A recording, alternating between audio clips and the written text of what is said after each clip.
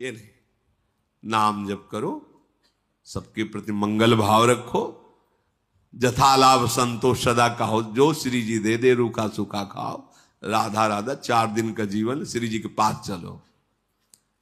ये होता है नई नई अवस्था में ना, होता है ऐसा कि अब सावन भर केवल जल से रहेंगे, फिर ये रहेंगे, वो चिंतन केवल दूसरे को रोटी खा के देख के लगता है कितने दिन रह गए, शनिवार रविवार अमुक अमुक, अच्छा फिर रोटी, जैसे वो कहीं तो अब क्या चिंतन क्या हो रहा है, दाल रोटी, अरे चुपचाप 2 रोटी और दाल खा और राधा राधा चिंतन कर। श्री सनकादि जी ने भागवत के विषय में जब वर्णन किया कि कैसे, तो उनका हो सके तो भाई उपवास करके करें, पर अगर उपवास करने से चिंतन अन्न का हो तो अन्न पा लेना चाहिए।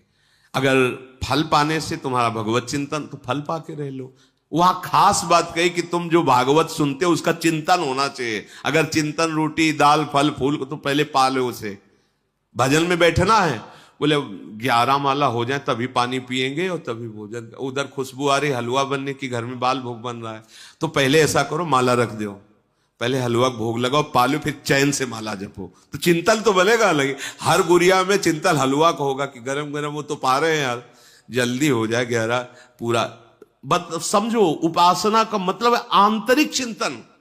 अगर तुम्हारा मन कह रहा है कि पहले भोजन पाना है, तो हमारी राय है पहले भोजन पा के फिर भजन कर लो, तो उस समय क्या होगा कि तुम पा लिए ना, पर ये ना हो कि पा के फिर माला ही हाथ में रह जाओ सो जाओ। हाँ, ये भी ध्यान रखना है, हमारा लक्ष्य चिंतन है कि तुम्हारा चिंतन न घसीटने पावे, जो तुम चेष्टा कर रहे हो भजन की उसका चिंतन होना चाहिए। तो जिसने व्रत उपवास आदि के द्वारा शरीर तो सुखा लिया पर परिवार में मोहासक्त है, स्नेह रखता है, बात गड़बड़। जिसने शरीर को तो सुखा लिया है पर दूसरों पर दया भाव नहीं है, जरा से उसमें वही साप और वरदान वाली बातें, ये नहीं। और ये होता है जब अपना तप बल होता है ना, तब फिर ये होता है कि अच्छा तुम ऐसे वैसे समझते हो क्या, फिर हम तुम्हें दिखाएंगे। तो ये तो है, दिखा तो देखो, लेकिन तुम नहीं देख पाओगे जो देखने के लिए चले हो। अगर तुम्हें देखना है तो तुम्हें आंख मूंदनी पड़ेगी, पिटना पड़ेगा, चुपचाप चलना पड़ेगा। ये वो मार्ग है।